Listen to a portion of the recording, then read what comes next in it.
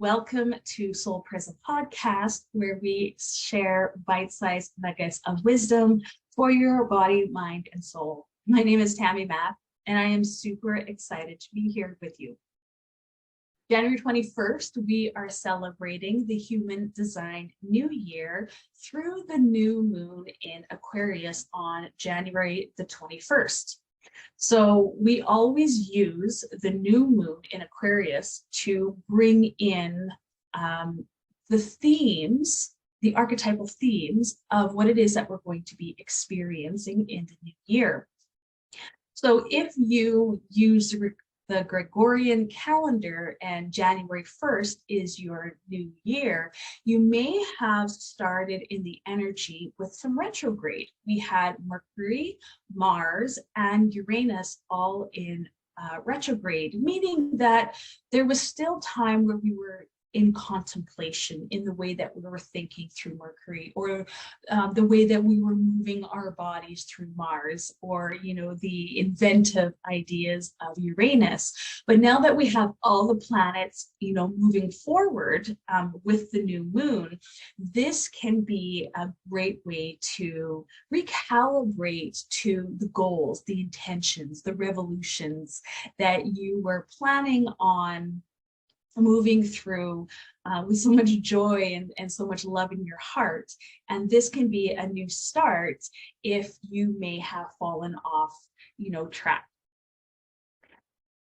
The interesting thing about the Aquarius new moon, it's actually on the cusp between Capricorn and Aquarius.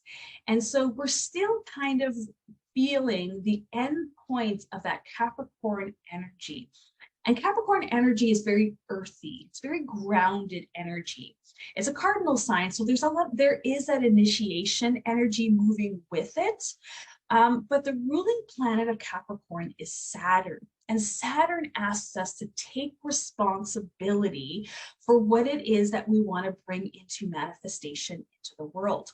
So Capricorns can be ambitious, determined. They're materialistic because they rely on their five senses. What can I touch? What can I feel? What is grounded? What can I feel on my skin, on my body? Because they love luxury.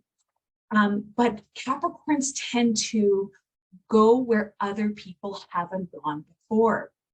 They're like the mighty mountain goat, and the mighty mountain goat does not give up. It goes places, it reaches higher potentials than anyone else. And they do it through hard work, perseverance, and commitment, which is very connected to the Saturn themes.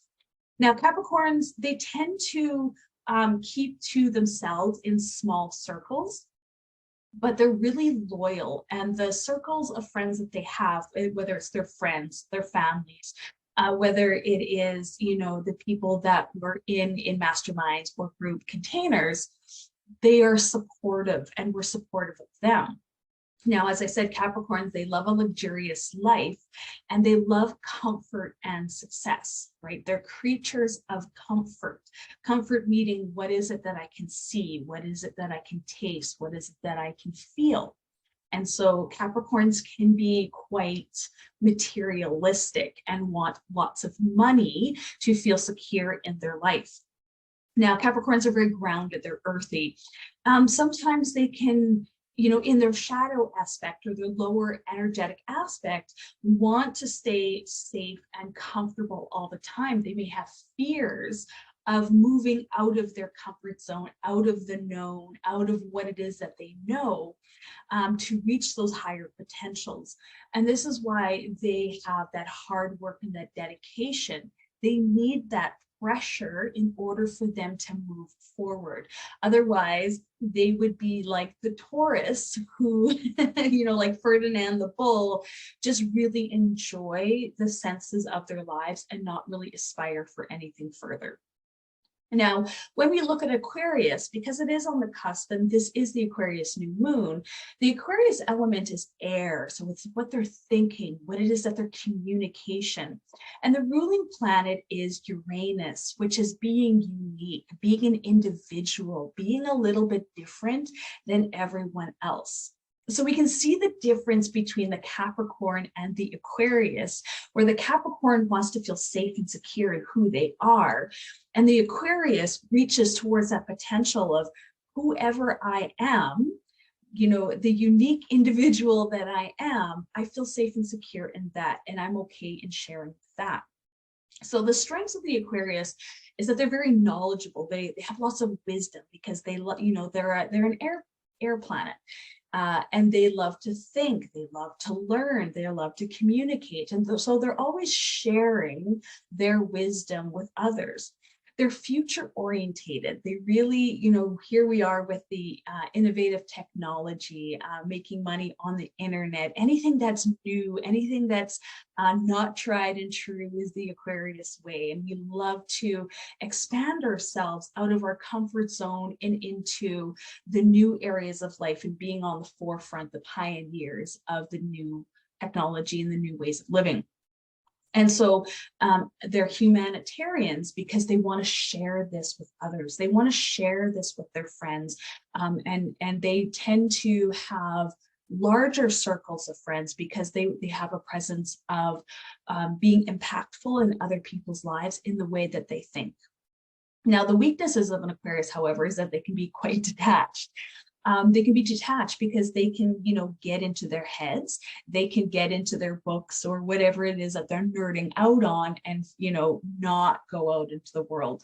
And so what can happen with this is that they can get stuck in their limiting beliefs. They can get stuck in their dreams and their hopes and their delusions sometimes, and not actually bring that into manifestation, into form. And so this is where they work together with others to bring it into manifestation. So they can be unpredictable because they like to go into the unknown. And so you can't predict the unknown. You're not meant to predict the unknown. And so for many people, this can be a little bit fearful. They also are a little unemotional at times. They're not connected to the waters of their emotions. They're more in their mind. And so this can feel to others that they're they're unemotional, and because they don't feel the emotions as much as they think they're emotions. They can be stubborn and opinionated. Aquarius is a fixed sign. So with the fixed sign, they really, it does take a time for them to move forward in their life. They're fixed, which allows them to build a really strong foundation as they're moving forward. And they can get fixed sometimes, as I said, within their limiting beliefs and the fears of these limiting beliefs, or just keeping them in their head and not moving them forward. So they love to dream, they love to meet new people, they love to try new things, and they love to be with their friends. Aquarius do not like routines. They do not like to be bored. They do not like to feel restricted, especially by Saturn and Saturn's rules. So it's really interesting when we see this new moon on the cusp of Capricorn and Aquarius. And as we move into 2023, really, this is the foundation of where, when we're looking at, the world themes, and even in our own lives, what has been tested, tried, and true, and what is it that we can use out of that tested, tried, and true, and to innovate to make it even better, to reach higher potentials, using the foundation of the tried, tested, and true, and moving forward with newness. When we look at Aquarius through the tarot, the tarot, the major arcana part of the tarot is the star sign. And the star card shows a woman standing on the edge of the pool. And she's pouring out of 2 containers of water to nourish the earth and to activate the 5 senses. So it's kind of this balancing act of the 2 containers and sharing her wisdom. Her practical abilities and inner resources are represented by 1 foot in the water and 1 foot on the ground. Her vulnerability and core essence shine through the night sky with 1 large star and 7 smaller stars representing the chakras. And I would like to now see that with more stars to represent the Uranian body and the Uranian themes of the 9 energy center being. She's empowered to use her intuition and to listen to her inner voice. Now, I love this so much because everything outside of ourselves is within us. So the further that we go out into the cosmos, further out that we go into the galaxies and the universes, the deeper that we're actually going within us. So when I say that I'm a channel and I'm channeling guidance, sometimes I feel as though it's coming from outside of me, but really what that is I'm tapping into the deepest aspect of within myself and finding that resonance within me and connecting to it and creating a relationship with it. So sometimes it can feel like it's coming from outside me, but it really is coming from an aspect within myself. When we're looking at this through the human design, we see that the sun and the moon are both in the gate 60 of limitation, or in quantum human design, conservation. Now, this is in the root chakra, and I want to remind you that we have all of the chart. We have all of the chart, whether it's colored in or whether it's white, right? You have access to it all. It's the way that you connect to it, whether it's your own energy that you have all the time and it's a theme within this lifetime, or whether you're experiencing it through other people, being activated by other people with that gate. Or right now, when it's through the transits, through the celestial transits, and we're getting a taste of it through our experiences in life. So let us open our hearts to the energy of the new moon and give thanks for all that we have achieved so far, right? With the systems, with the tried and true. Let's give thanks for the things that have worked in our lives, especially in 2022, which for many of us was quite messy. So let us challenge our limiting thoughts and beliefs and the stories we pass along to make room for new and imaginative ways to manifest our intentions for the coming year. Through our determination and courage, let us make 2023 an empowering and successful year of solarpreneurship. So let's take the tried and true. Let's take the traditions of Capricorn. Let's take the lessons that we learned in 2022 and let's expand on it. Let's make it better. Let's make it, what worked, what didn't, and let's expand on that so that we can have the best 2023. Now, the Earth is on the opposite axis of the sun, is in gate 56 of the storyteller. This comes out of the throat chakra. So when I look at, chakras and the aura system and the energy centers, I always marry the feminine of the root chakra to the masculine of the throat chakra. And so we marry these together to be an integrated being. So when we're connecting to the Earth, in the planetary, if the sun is in gate 60, then the Earth would be on that opposite axis of gate 56. We know that in order for us to reach the highest potentials of the gate 60, we need to nurture ourselves in the opposite gate, which is the gate 56. So we nurture ourselves by listening to our stories. Mother Earth asks us to bring awareness to the times when you tell stories of being a sister or brother of circumstance, or when you have yourself been stuck in that lack or limiting beliefs, thoughts, and actions. If you don't like the story that you've been telling, this is a great time to go into your journal and to rewrite a new story.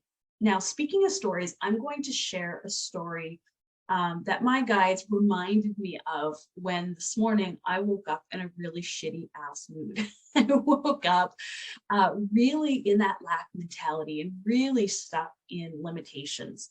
And so I talked to my spirit guides, my higher self, my future self, who I call her. And she says, get out of your head and get into your body. And so I made my bed, I had a shower, did all the things. And I had this message, to tell my 4-minute mile story. Now, we all have a 4-minute mile story, a story where we went past our self-perceived limitations. There was a time where they thought that the 4-minute mile was impossible until it happened. And when it happened once, it started to be possible for other people.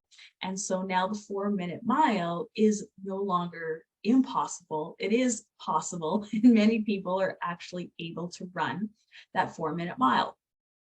So yesterday I had the message of stretch the capacity of your constraints. And so this story brings me back into, I think it was around 2015, 2016, when I was CrossFitting. And we were testing our max lifts that day. And I was a little bit, scared because I've never really lifted a lot prior to this CrossFitting world.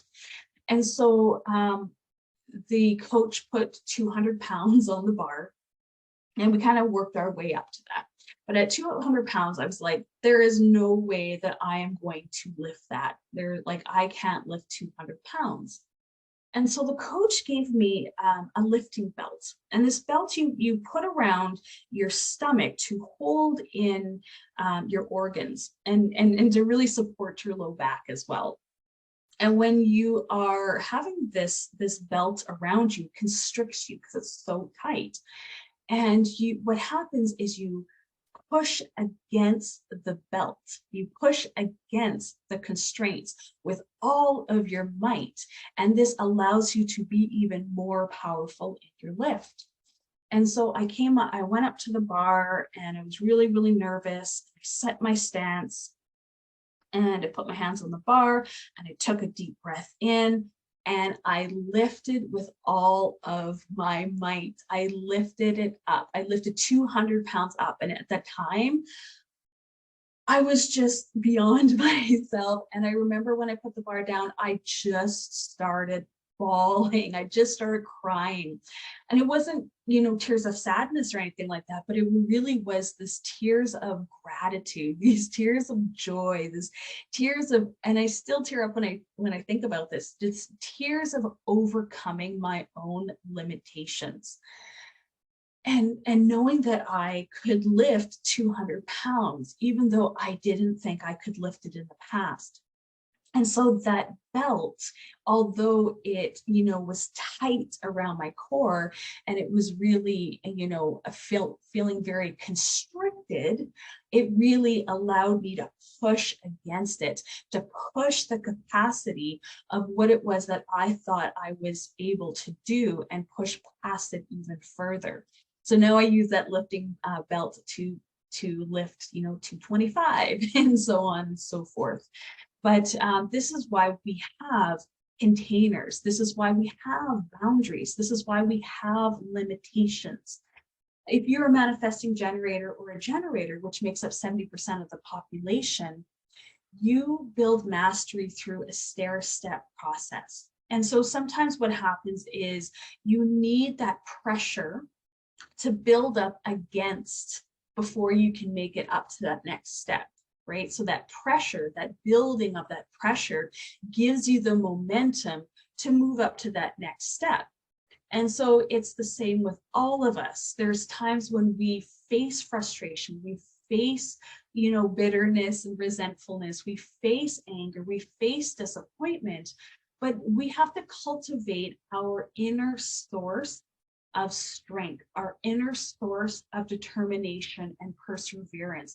We need to have a dream bigger than ourselves, have a mission bigger than ourselves, so we can go beyond ourselves and to push past those self-perceived limitations.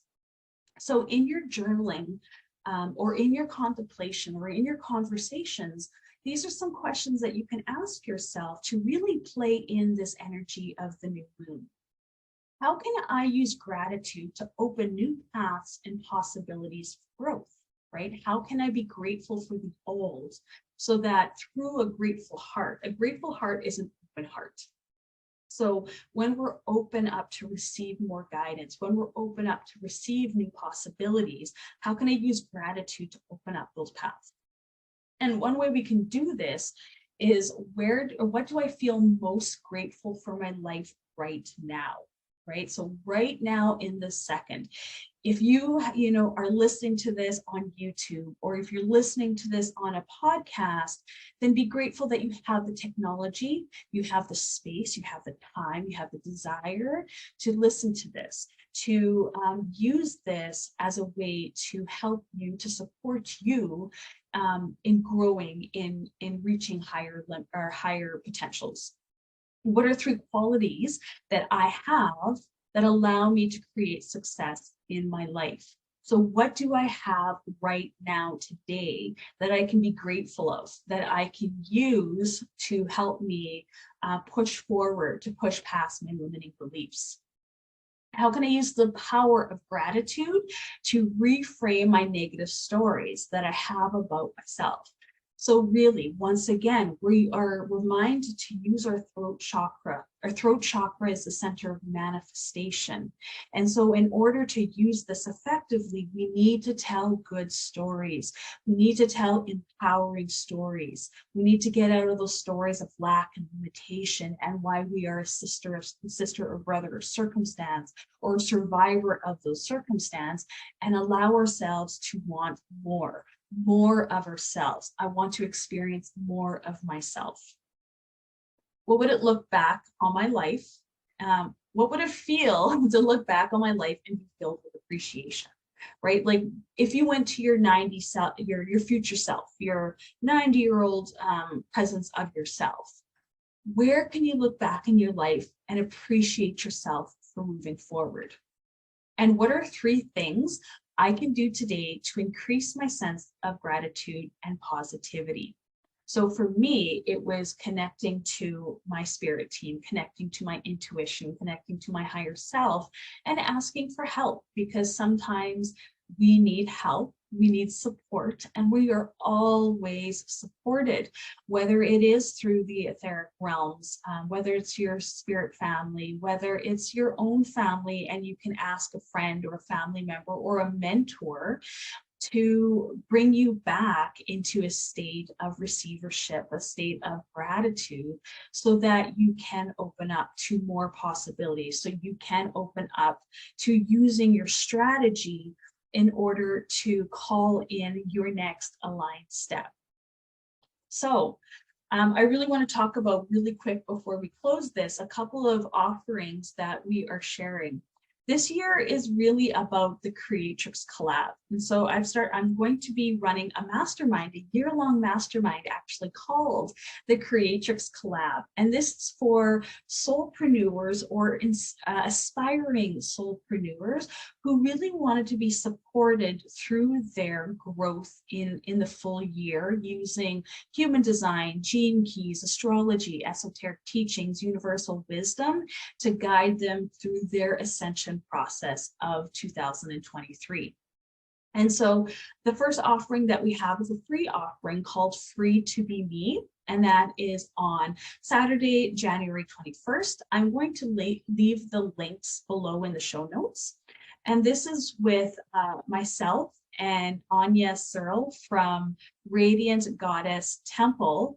And we are going to be doing a channeling and a healing and a pleasure practice together to really ground in pleasure into our lives. And so this is the embodiment practice, but also dreaming in our 2023 by really using our imagination of possibilities and potentials. Then on Monday, January 23rd, I am giving a free masterclass. And this is, to be quite honest, I'm not completely sure yet. I know that this will be channeled in, but I do believe I have guidance that we will be connecting to the 12 archetypes of the astrological year. and how it is that we can get to know ourselves better and use the energies through the astrological transits, through human design, and through really connecting to ourselves and being supported in a sisterhood of creatrixes. So I'm really excited about that. I also have a free PDF download if you're just starting on your soulpreneur journey and you want to connect to your astrological sign even more, whether it is your solar sign, whether it is your ascendant sign, or whether you even want to connect to the moon and the earth. This PDF download goes through the 12 archetypes through the soulpreneur journey. Whether you're a Capricorn soulpreneur, Aquarius soulpreneur, whether you're a fiery Aries, this free PDF download really connects you to the archetype of your astrological sign. And if you want to know more about the programs, the courses, and the digital downloads that I create, because I love to create resources, you can visit my website, and I will also leave a link below. So that's it for this new moon in Aquarius. I hope that you guys all have a fabulous week, enjoying whatever it is that you are doing, and I will connect with you in the full moon. Have a great day.